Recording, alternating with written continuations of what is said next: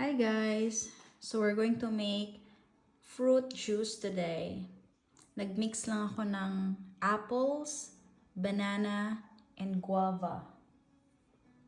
Tapos lagyan natin ng konting sugar with this condensed and orange juice. Fresh yan guys. Ginawa ko na. So pour lang natin itong ating fresh orange juice. Ayan.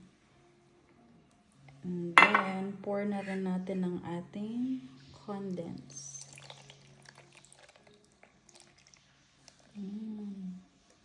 Look at that.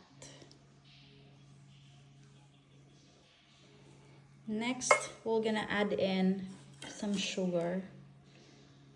Siguro mga 2 tablespoon lang. So, para lang siya.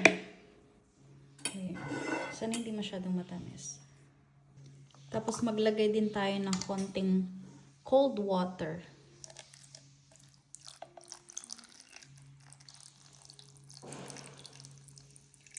Yan. Okay na yan. Then, ready na siya for mixing. So, yan na siya.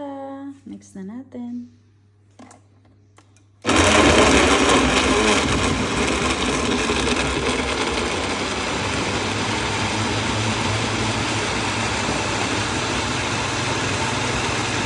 So, let's check kung okay na ba yung consistency.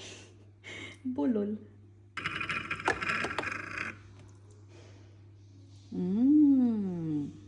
Para na siyang smoothie. Hindi siya juice. Yeah.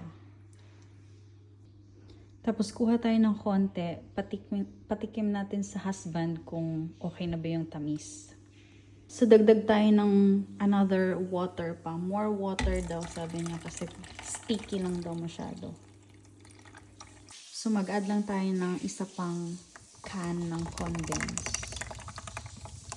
Para mabalance lang yung tubig na nilagay natin. And, after nito, kaunting sugar din. So, I think okay na to siya. Ayan. Ayan. Hindi masyadong malapot. Okay, so we're gonna serve this now.